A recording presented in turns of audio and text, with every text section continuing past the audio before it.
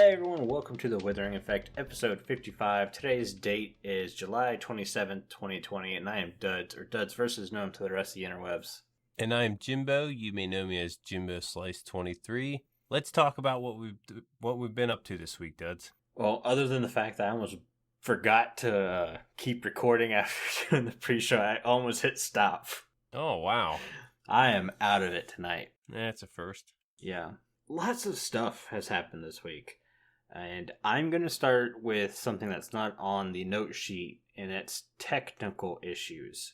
Technical difficulties. I ran into so much tech crap this weekend. It's not even funny.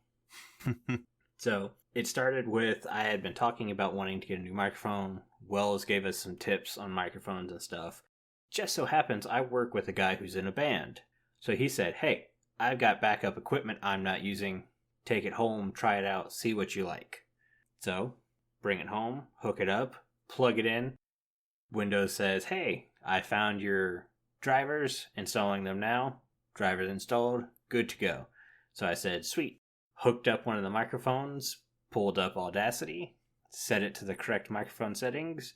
Testing 1, 2, tap, tap. Nothing happens. I was like, what the heck? Oh boy.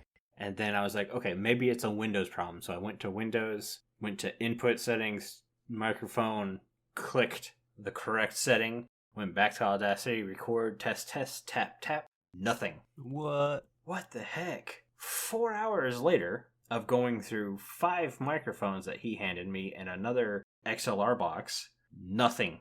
It all is doing the exact same. So at that point, I just quit, hook up the old mic, get everything back to the way it was. So when we recorded today, we'll be fine. Whatever. It's got to be a simple thing you're missing for all of them not to work like that. We figured it out today while I was at work. I had brought a laptop with me so we could try to duplicate the problem I was having here to see what was going on. So yeah, Windows was finding the drivers and installing the incorrect driver. What? If you go to the XLR Box's website, it says if you're using Windows 10, here is the correct driver, download and install. As soon as you downloaded and installed it, sure enough, it worked. So, yeah, that's how we fixed it. So Windows is just installing its version of the driver or something? We're thinking it's because it's an old box. It's like 10 years old, but it still works. He knows it works because he uses it on an almost daily basis. Yeah. So we're thinking it was installing legacy drivers, which are good for like Windows XP and Windows 7, but not good for Windows 10. Okay. So yeah, that problem solved. The second problem I had was replay mod. Ooh. Yeah, so I went through all the steps, downloading replay mod, recorded a quick scene, because working replay mod still confuses me a bit. I watched a couple tutorials to make sure I was getting how I wanted the camera to work and stuff, and I think I'm slowly figuring that out. I go to render, game crash. So what the heck? Opened it up again, started messing around, realized that my save was still there, hit render, game crash. And I couldn't for the life of me figure what was going on. And finally, I think I texted you over Discord, and I was like, yeah, dude, do you have anything you can tell me?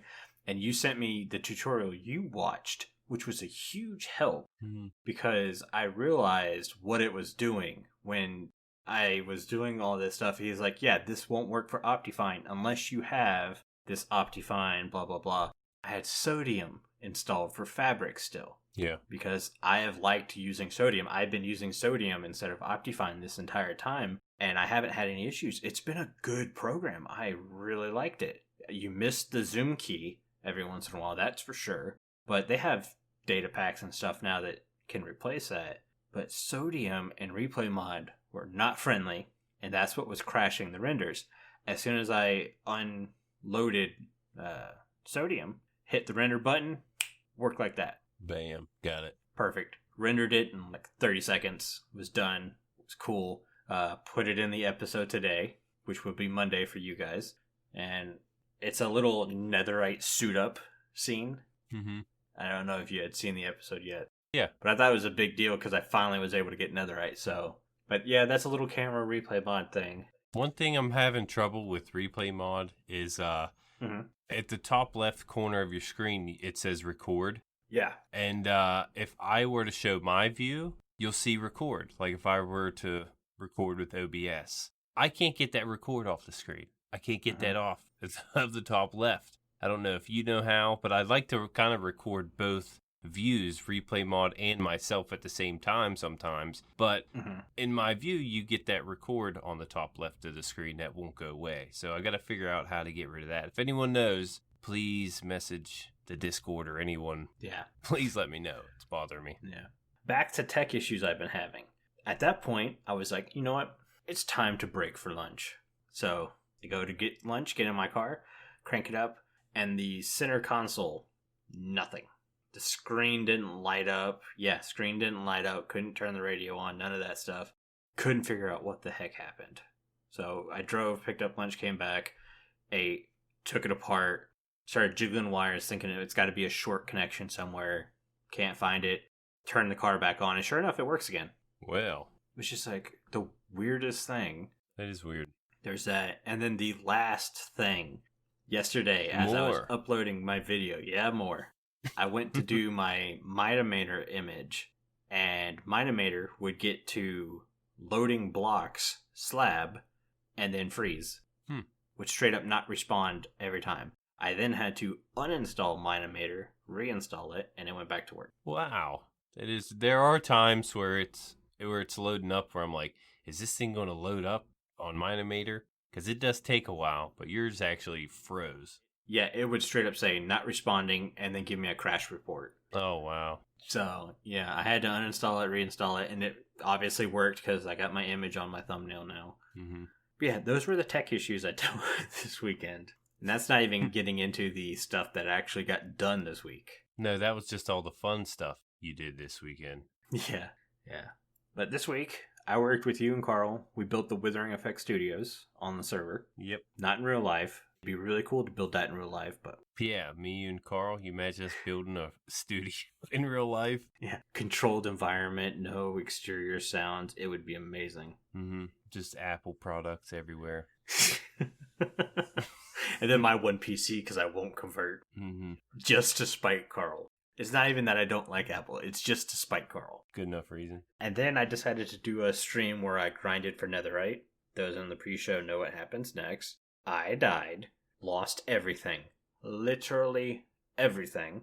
Because when I came back, I threw the rest of it in the lava too. Sheer rage. Yeah. Spent the last 45 minutes of stream getting my gear back, which cost me over a stack of diamonds, by the way. Enchanting stinks. Like, can we rage on that for a second? Enchanting is horrible. I felt that I got lucky in my enchanting to get my gear back, which is really sad because I had to enchant something on a level 3 and I was getting efficiency 4. Or not efficiency 4, I was getting efficiency 3 sometimes. Protection 3. Like, these shouldn't be level 3 enchantments. And some of the level 2s are better than the level 3s. If you really look. Right. Sometimes you can get lucky with the level 2. It's weird. Yeah. It's definitely broken. And then later I went and what I've done is I did get all my netherite. I was able to netherite up everything. So if I fall in lava again, I'm good. But I wanted to put a gold chest plate because what killed me was I was still wearing my elytra and I was just switching my pants back and forth. I had no fire protection really on anything. And it just killed me super quick. So I was like, well, if I'm in the nether now, I don't need to be flying. I'll take my elytra off and I'll put a gold chest plate on. That'll save me from the piglins and stuff like that. Well, gold is supposed to be really nice to enchant. High ratings and everything like that. And even then I had to combine 3 chest plates to get a good one. Okay, 2 things I want to bring up. I feel like enchanting has gotten nerfed due to the grindstone. I noticed once the grindstone came in, because you can take enchantments off, it's giving you crappier enchantments because the grindstone's here. You know, it's like you get this, but we're going to take some of this away. I don't necessarily disagree with you at all. That could very well be it.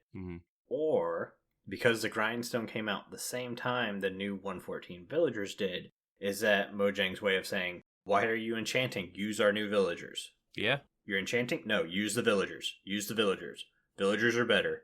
And it's just like, villagers are laggier. And I would much rather use this setup than that setup. It's way more difficult to get your gear by enchanting everything. It's way easier to get it with the villagers. And I think that's the setup now. I think enchanting is supposed to be an early game. You throw stuff on things and you're good. And then you're supposed to work your way into getting villagers with good trades and then upgrade your armor again. I think that's what Mojang's wanting you to do. And I don't like it. I think you should have choices. It's like, I dealt with villagers in my own survival. I was tired of villagers. I didn't want to trade with villagers anymore. I wanted to use the enchanting setup. Mm-hmm. But, nope, that cost me about a stack. Well, I say that. Croc got about 30 of my diamonds because I bought like 6 or 7 mending books. So. You need those. Yeah. My second point is I always go gold boots. If I were to change any of my armor, it's always the gold boots, because for one, you can get soul speed enchantment added, and you can use Frostwalker. Depth Strider isn't going to help you in there, but Frostwalker allows you to walk on magma blocks. So that's why I always go boots, just for those 2 enchantments, because they help you get through the nether a little easier. I do wear my wings, though. Don't wear my chest plate in the nether. I was going to say, that is a very good point. I've totally forgot that Frostwalker over Depth Strider would be a good thing. Yeah, for the nether. Especially in the nether. I don't know if it works with the lava like it does with the water. I'm really not sure. Never. It doesn't. No, you'll dead. Okay, so yeah, it wouldn't make any sense to have it at all then. But my thing is, I'm not a fan of the soul speed enchantment. I don't mind it. I get that there's huge biomes with this stuff now, and crossing it is kind of a pain. But if you already have an elytra, it's just a hop skip, or even an ender pearl. Yeah. Most of these things are cave-like now. You can throw a pearl rather safely in a lot of the nether now. Unless you're in like basalt deltas. Yeah, that's the one I would not throw a pearl in. Yeah, there's lava all over the place. It's fun when you have the soul speed and you're running through the soul sand valleys, past all the mobs. They can't really get you.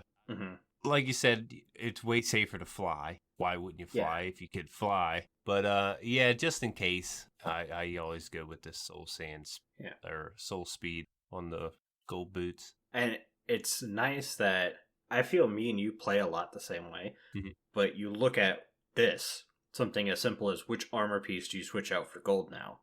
And I would never have chosen boots.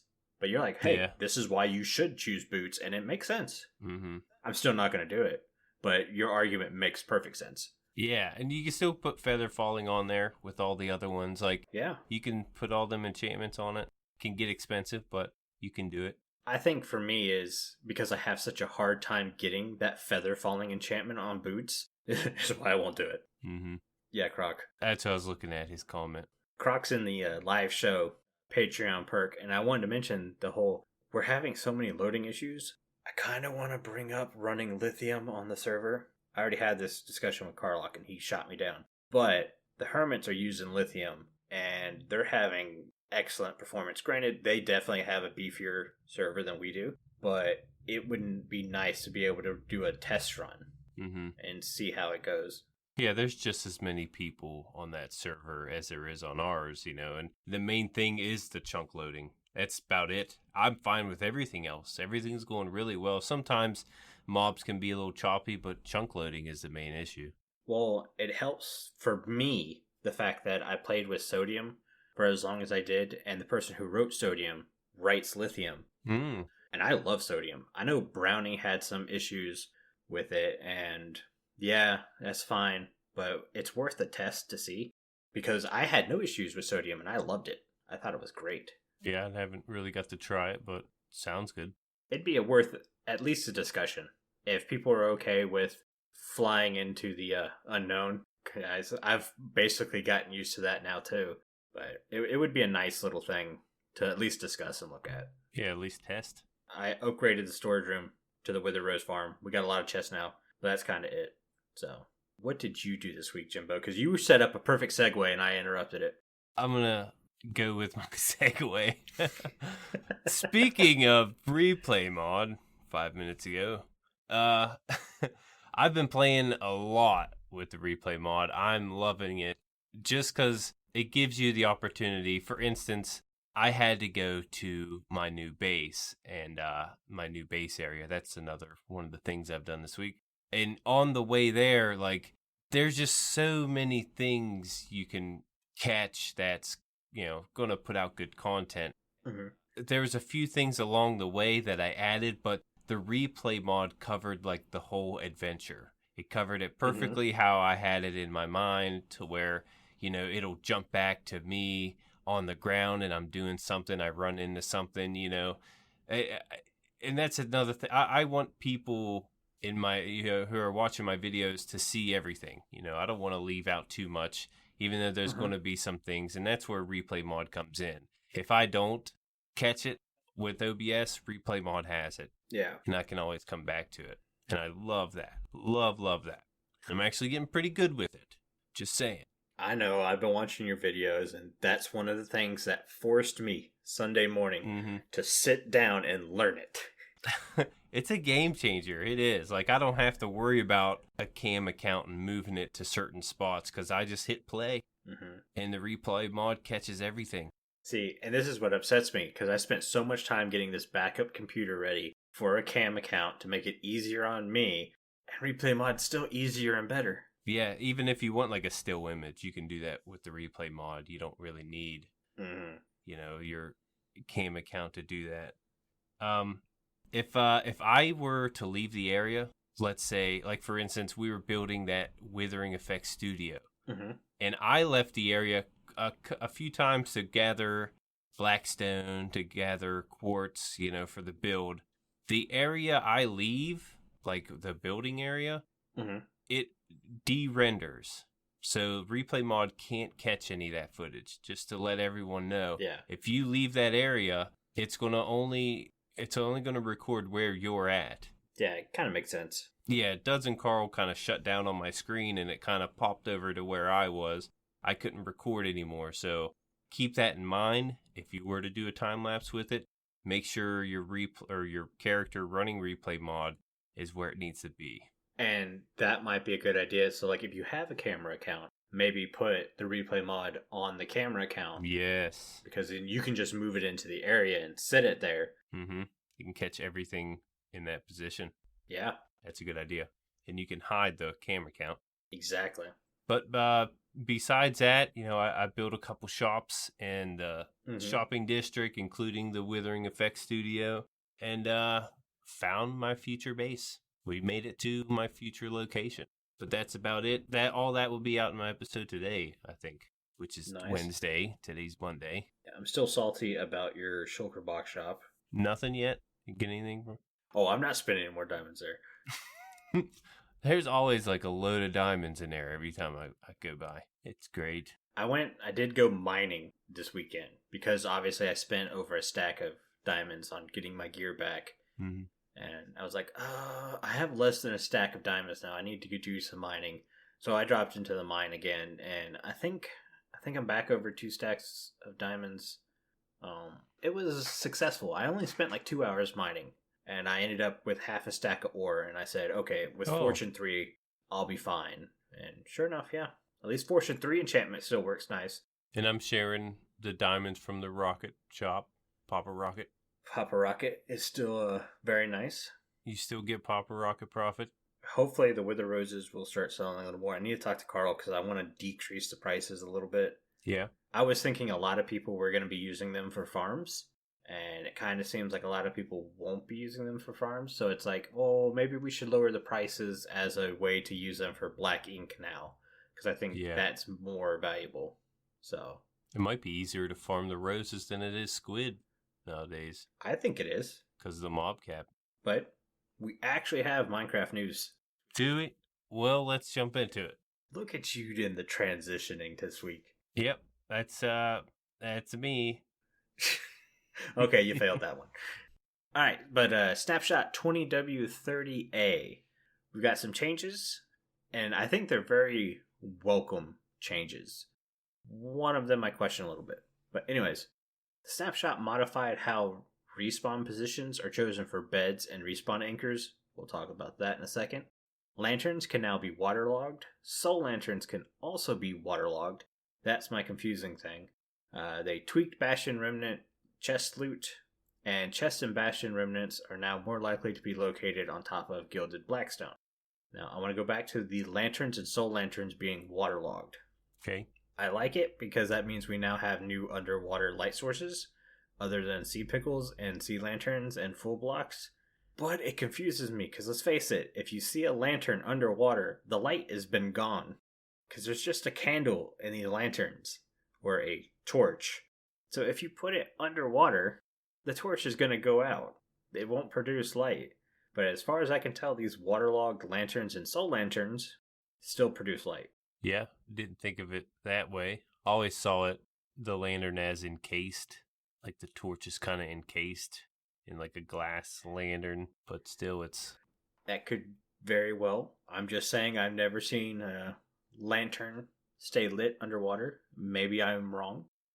Because, let's face it, if you put a lantern that's completely watertight, that means it's probably airtight too, which means there's not going to be oxygen after like 30 seconds of a flame burning. Good point. So it's going to go out that way. Yep. That being said, soul lanterns. I think this is a perfect opportunity to play with some new stuff. Soul lanterns, soul campfire, soul fire in general, soul torches. How cool would it be if you could have fire underwater? Yeah, fire water. Mm-hmm. Kind of contradicts itself. Yeah, maybe soul fire is the one fire that you can now have underwater. I don't know if you'd want it to do any of the... Well, it could do the bubble effect, I guess, because it's got to be on soul sand, right? So, that could be cool. That'd be pretty neat to see. Maybe it fits, maybe it doesn't. I haven't been to a Bastion Remnant, so I don't know what the loot's like. Looking at the loot table, I don't really see much of a reason to go there. I did a little Bastion rating. Yeah? Yeah. That's right, because you got Pig Step. Yes, I did. That's actually in the next episode. But you'll get to see that. Well, they can see that in my episode this week, so. Yeah, it's in yours. The remnants, I noticed, these chests are hard to get to. If you have a pearl, some ender pearls, it's a lot easier to get around in there. Mm-hmm.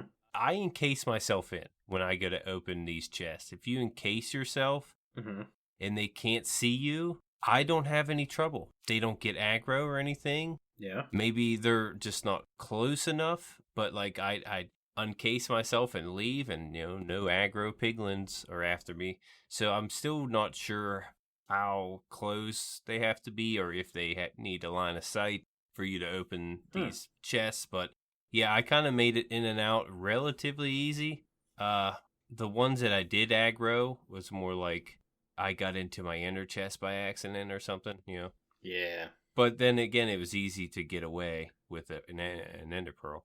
I don't get them getting mad at the ender chest thing. It's like, trust me, you don't have anything in here I can steal. This is all my stuff. Yeah. Yeah, right? How could you confuse this chest with your chests? But the loot in general, I did find a netherite ingot. Okay, that's not bad. Yeah, and I also found an ancient debris block and the scrap, ancient or netherite scrap. So I found those three there. I did find pig step, and which was the hardest thing to find. What else was there? Enchanted diamond swords. Didn't find any diamonds, but I did find 2 enchanted diamond swords. Enchantments weren't very good, but that's what I found in my 2 bastions I raided. We'll see. I watched the Exuma video on this snapshot, and from what he said, certain bastions had certain loot tables. Okay. And you basically hit the jackpot on Bastion loot table. Yeah, it was the one where the it's got the magma cube spawner in the middle. Mm-hmm. That was the one that had the better loot. So look out for those ones. Other than that, let's talk about respawning on different block positions, because this is a change I'm really excited for, as little as it is. So respawn anchors will prioritize cardinal directions over corners. That's kind of trivial for me.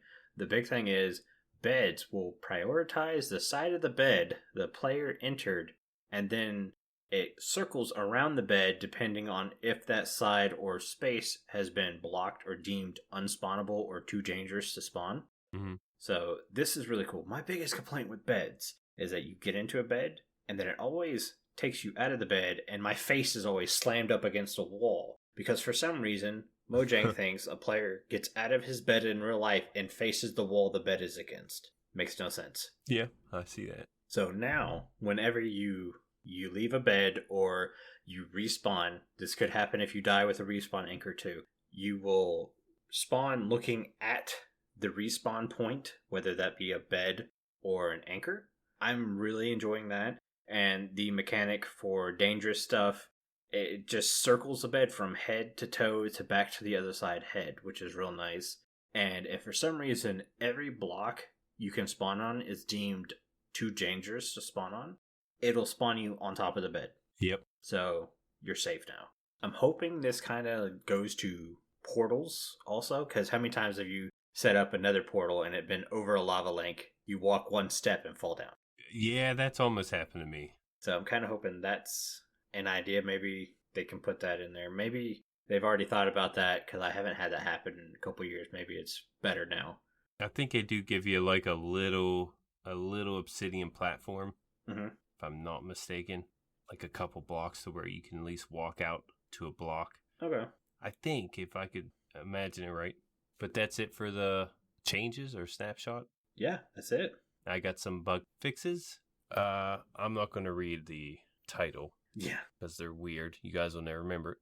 First one, we have unarmed Vexes raise their arms in an offensive way when attacking. That's been fixed. Large entities do not generate correctly. They get cut off. Saw some of those. Villagers often get stuck while trying to go through the door at the same time. Villagers spam doors by opening and closing them really fast. I saw that. Mobs can drop items with duplicate enchantments. Never noticed that second one, or that last one. I think someone on the server had that. May have been Obni or Carl. Like in an armor? I think it was a sword or something. I'm not sure. But we've had that happen once on the server already. Yeah, I never noticed. My chair is getting squeakier and squeakier by the episode. I need to learn to sit still. So it seems like we're getting a lot of little bug fixes and a lot of little changes, modifications. Kind of curious when 1.16.2 is going to come out. It's got to be soon. It's got to be soon. Been a while. Hopefully they're like, these guys don't even have Optifine from 1.15 yet. We might want to let those developers get a chance to catch up. Yeah, I'm hoping that Optifine and Replay Mod will follow pretty quickly behind 1.16.2, because once that updates, everything else that you downloaded and installed, you got to redo all that too. So let's hope it doesn't take too long, because I'm having a lot of fun with it. I hate to lose it. Yeah. Let's go ahead and hop on. We're actually running behind this episode. We might want to speed it up a little bit. We have a listener comment from Rebel JC. He asks, something I've thought about a lot recently is the different needs and wants of the Minecraft community when it comes to the game development. How do you think the Minecraft developers balance the needs of technical players and builders and PvE players? Do you think that the recent update have more features for one part of the community over the others? That's a pretty good question. Yes. I don't know so much about PvE players.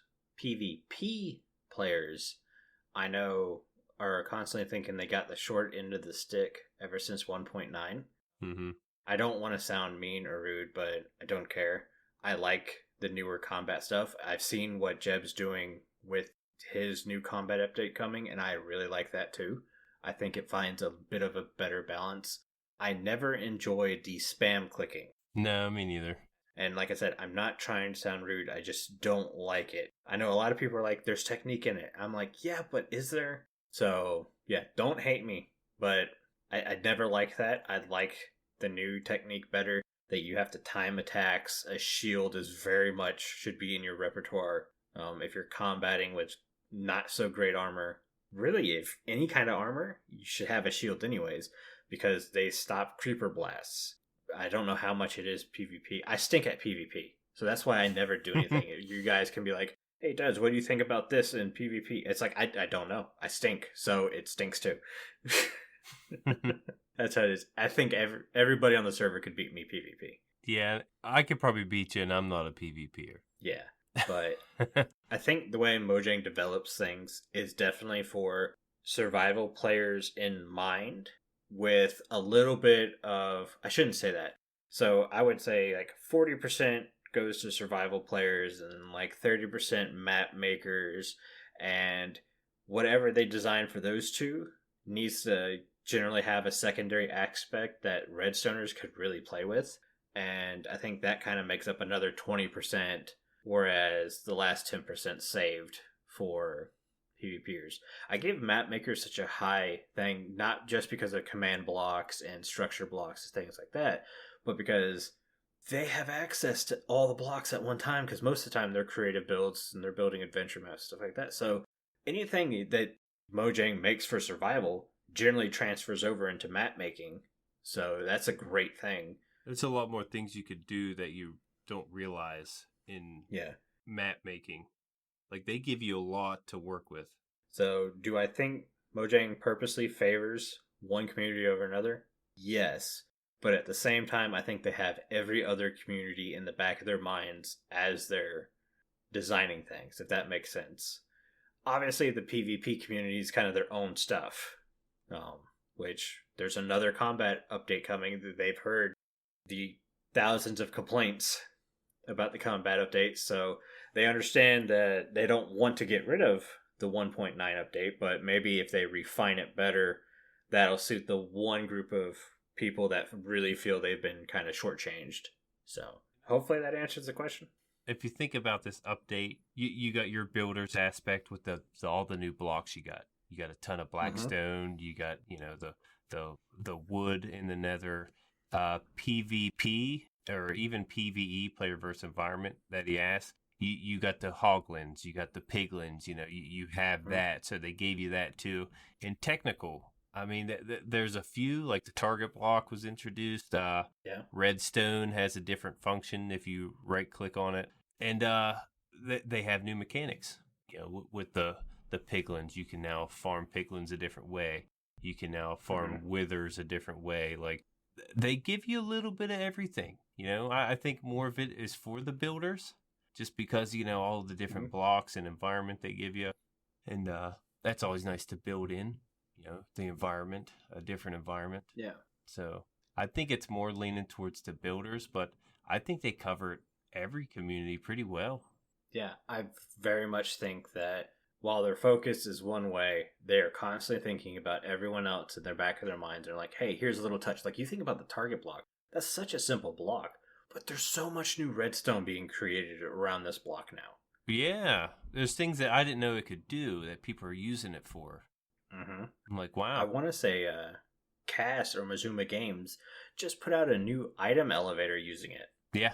So crazy stuff is being made with something as simple as a target block. But let's go ahead and move on to our Discord ad. This week, our Discord ad is from C3PO. Take it away, C. Hello, interwebs. I'm C3PO, a member of the Withering Effect Discord. A great place to talk to fellow like-minded Minecrafters and to get to know the people from the show. Sometimes there are even puppy pictures. Don't delay. Join the Discord today. Link is in the show notes. Toodaloo! DuDs made me say that.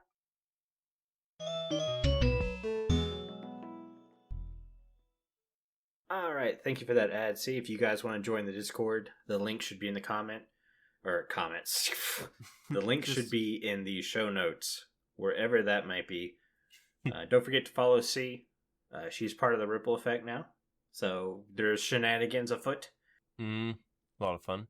But talking about Discord, I think this is everyone's favorite segment from the Discord. Block of the Week. Which, by the way, was really hard this week. You guys are not making it easy on me at all. But this week we asked you guys to vote on the following blocks: the Lodestone, the Lectern, and the Smoker. And the winner this week is...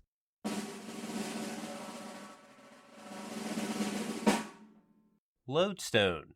Congratulations, Lodestone. Which is your favorite looking block, right? It is the most beautiful block in the game. Period. All right. I saw that coming. Lodestone actually had 31 votes. The Lectern had 15 and 6 for the Smoker. So the Lodestone took it, you know. And I tried to figure out why people voted Lodestone, and I think it's because its functionality is still kind of questionable. Like, people aren't 100% sure how it works. Yeah, probably. But I never know with the Discord. You guys are crazy. I feel like sometimes they vote on the way it looks, you know, is it their favorite? Mm-hmm. And then some vote on it for, can it be improved more than the other ones? So it's hard to tell what they vote. It's never the same every week. No, everyone changes their mind. As do I. How dare you people have an opinion? What?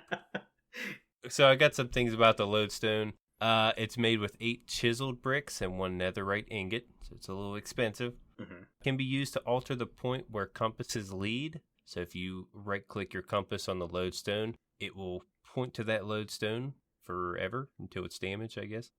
It can be used in all 3 dimensions. Really cool to know. And it's only mined with a pickaxe. If you use any other tool to mine it, it will break. Gotcha. So I had the challenging aspect of trying to improve the Lodestone this week. Mm-hmm. It was not easy, because honestly, I feel that they did a very good job designing the Lodestone.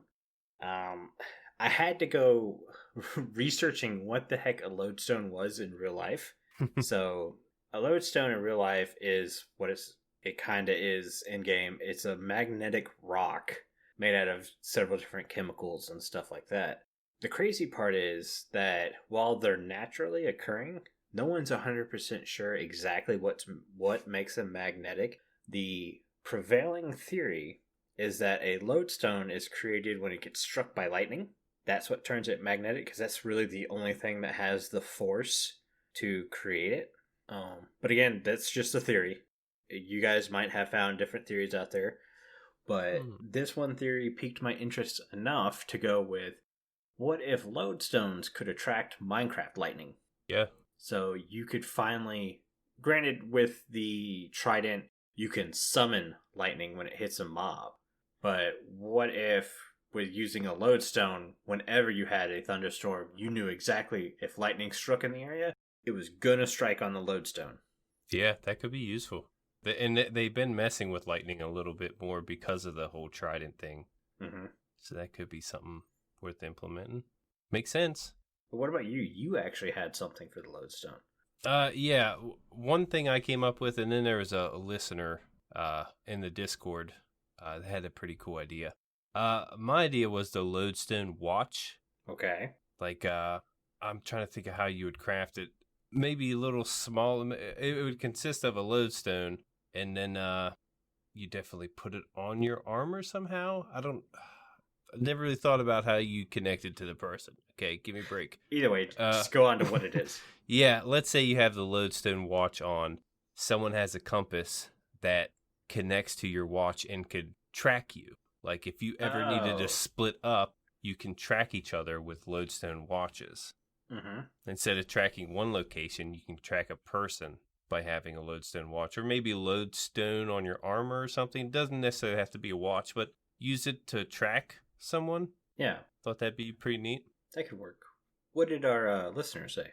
I got a comment from J-Man under the Lodestone. He said, can now act as a chunk loader, but requires a steady supply of stone cobble as a fuel source to stay active. The fuel source thing, it seems a little sketchy, but the chunk loader, that sounds pretty neat. I've never heard anyone try to use a block as a chunk loader before. Yeah. And I don't know if the Lodestone be the block for that, but like implementing a block to load chunks sounds pretty interesting.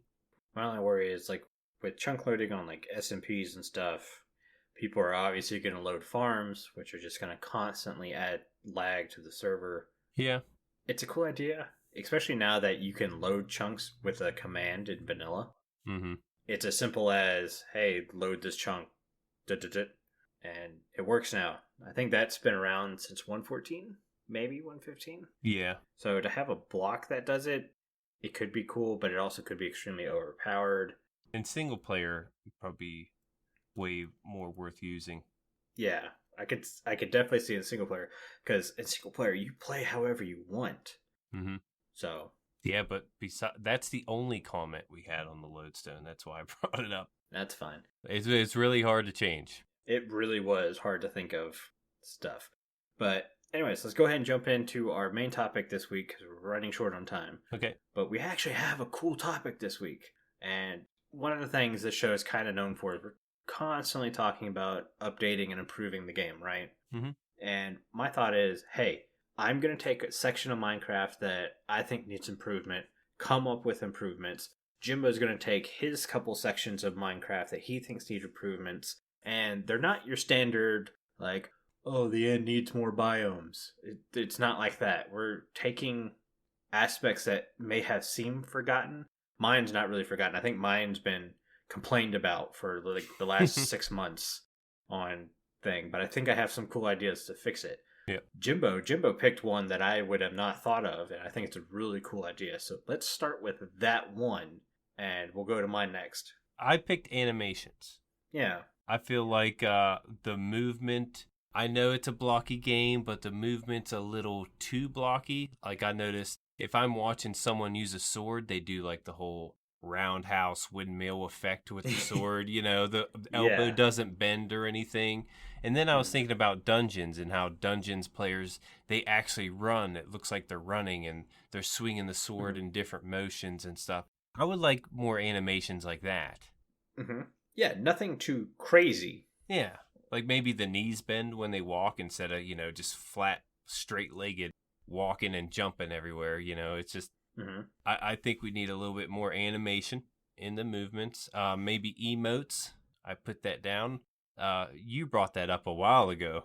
Yeah, I'm calling it. I think emotes will be in the game at some point soon. Mm-hmm. It'd just be cool to have your own little thing, this player's little thing. And hopefully we can make our own emotes. That might be a little too much to ask for, but I mean, they're giving us custom dimensions and custom everything now. Maybe we can customize emotes, but they're not even here yet, so can't really speak for that.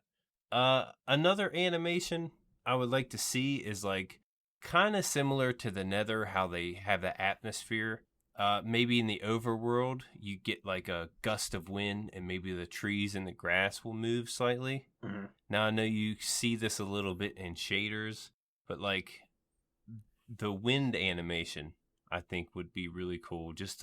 I think it would give it more life, the survival aspect. I think you can do this, not so much with leaves and trees, just because there's such a block. With Optifine, obviously you have the texture pack that has like the little bushes coming off the leaves. That looks really nice. Mm-hmm. So it's a little bit easier to do that. But with flowers and grass and stuff like that, you can use kind of the animation you use for seagrass and kelp. Yeah. But instead of having it actively moving all the time, just have like a 1% chance every, 100 ticks or something like that. Mm-hmm. A leaf and a chunk will wiggle or something like that.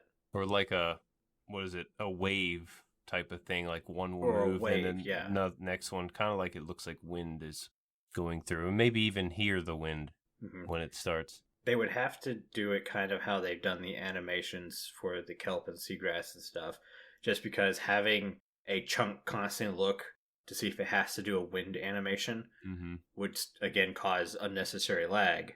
So it would definitely need to be some kind of animation. Yeah, that's one thing it's hard to think about is, how too much animation to where things don't run right.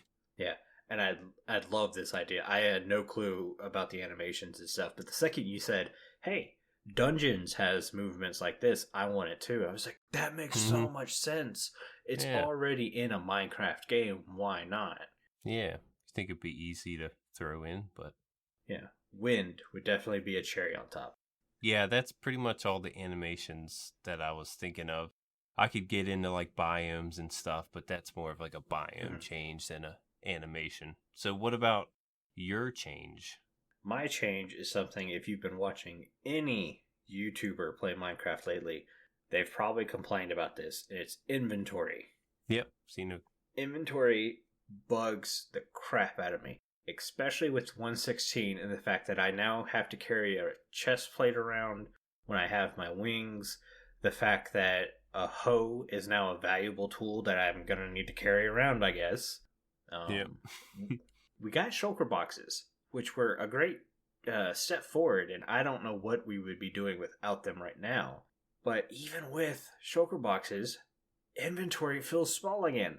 Because let's face it, when we're building, we go to our storage room, we fill up the shulker boxes with the supplies we need, we get to the location, we throw all the shulker boxes out, even the ones we don't need. Like, why is my iron shulker box always out for some reason? I don't need it, but I still throw it out anyways. And then you grab all these different blocks to go build, and your inventory is full again, but you have all these nice shulker boxes, but you can't carry the shulker box with you because you have to constantly put it down to get items out of it. Yeah, I've been there. Herein lies my fix for inventory. Everyone's kind of been calling for backups or backpacks, so I'm going to start with that. You definitely need some way to hold items in something like a shulker box without having to set it down to get to it. Whether that be a new kind of armor chest plate or something like that. Maybe there's an enchantment that could cause you to access a secondary inventory window. Maybe make it, if you have this enchantment, you can't fly or something like that. I don't know. But there definitely needs to be a backpack. I think everyone's talked about backpacks as an easy fix, so I don't want to stay on those very long. Mm-hmm. Another easy fix would be to expand the amount of inventory slots. Forget the backpack. Instead of 27 inventory slots, not counting the toolbar, we make it double. 54. So, yeah. Easy fix, kind of. I say easy fix. I don't know how hard it is to code this stuff. I'm sure people who know this are just like, shut up. This is really complicated. No, I follow. Yeah. Another easy thing I think should be added in is already a thing in vanilla tweaks. And it's the ability to show you what's inside your shulker box other than the little stack of stone, stack of stone, stack of stone, stack of cobblestone, and 22 more. It's like, yeah, we need something better, and Vanilla Tweaks does it. So I think that should be a staple in the game also. Yeah, there's been many times I lose time just taking out boxes to see what's in them, knowing what the first couple items are in there. I'm like, I wonder if like my books are in there. I'm looking for my books and I can't find them. And lo and behold, they're in a shulker box buried. That's, I'm not able to see the name. It's nice to, organize your shulker boxes, but like when you have a project, you might need 5-6 of those just for the build. So you're going to lose track of all your organization that way. Yeah. And then my last fix, which I think is the best part of this, is something that's already in the game.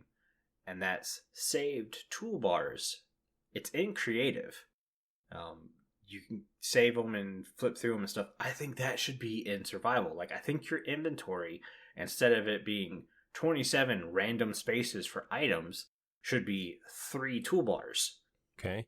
Or maybe split it up a little different. So, like, when you're building, you can, I don't know, maybe either a shift tab or maybe an alt F something, and it'll cycle through your inventory toolbars. You don't have to pull open your inventory. You just hit the 2 buttons and you see your toolbar flip. Maybe you have a toolbar of just all your tools and weapons. Your next toolbar is a block palette for something you're working on. Ooh. The final toolbar is a block palette for something that's on the other side of the building.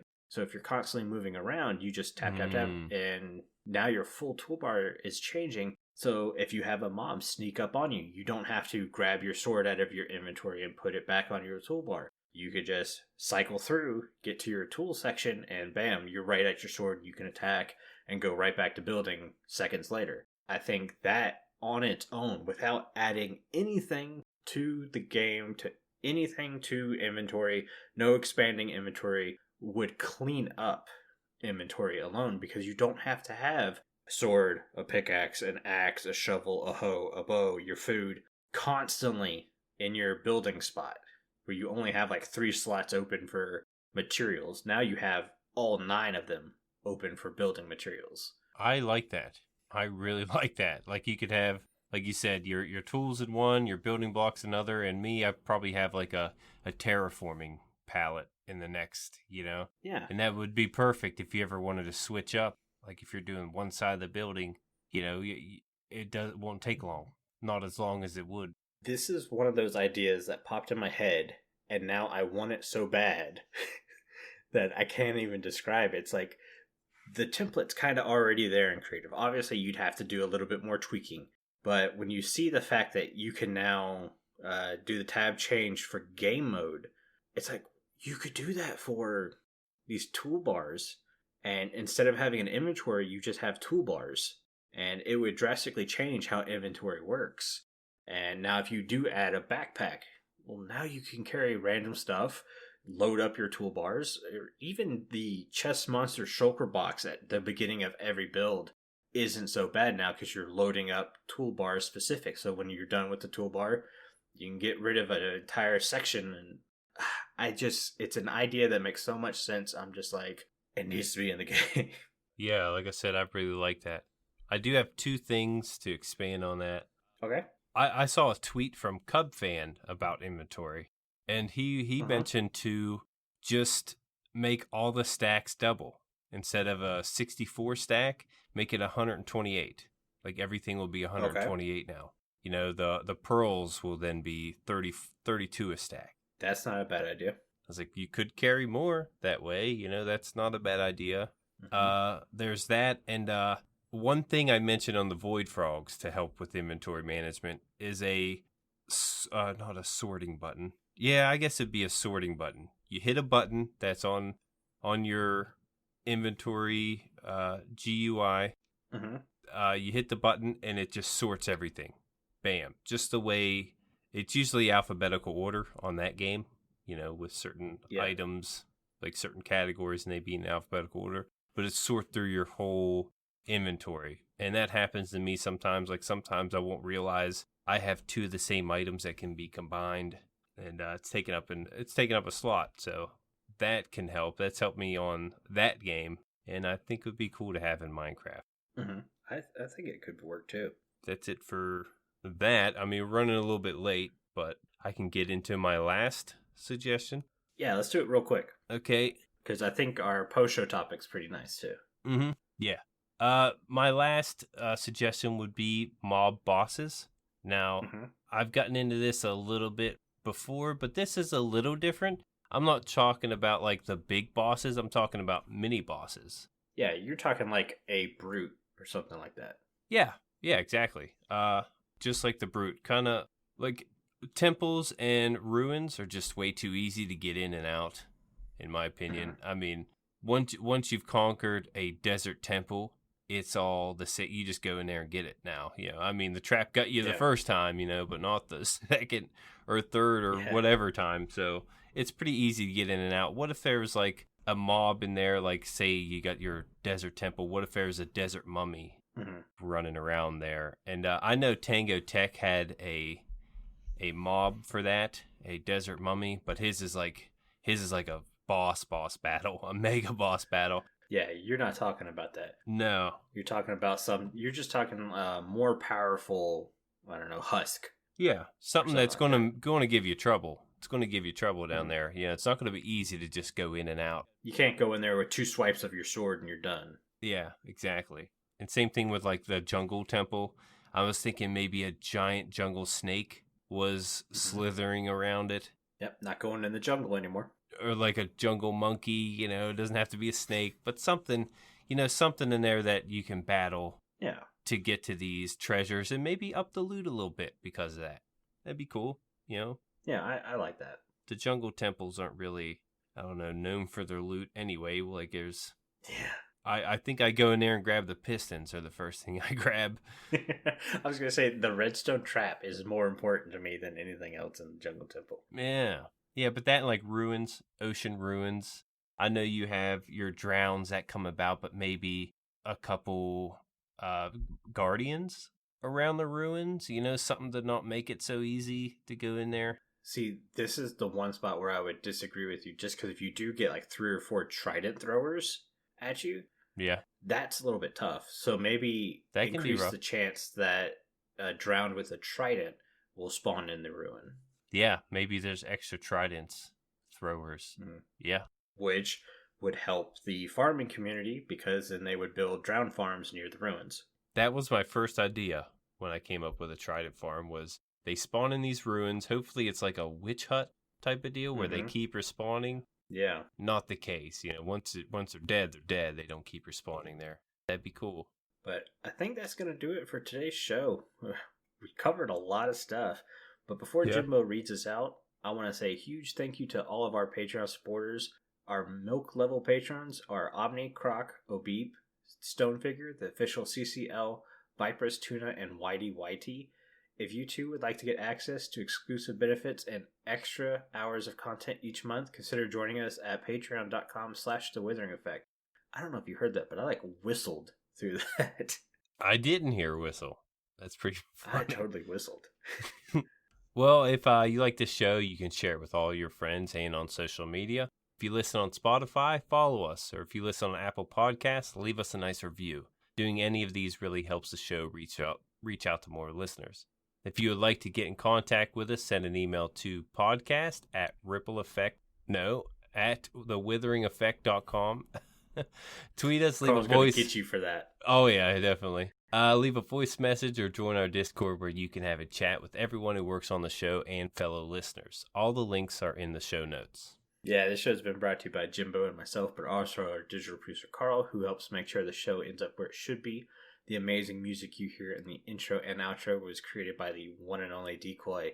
Everybody's social media info can be found down in the show notes. You guys have been so awesome. Thank you so much for the support, and thanks for getting withered with us. You should probably go drink your milk now. Bye. See you guys.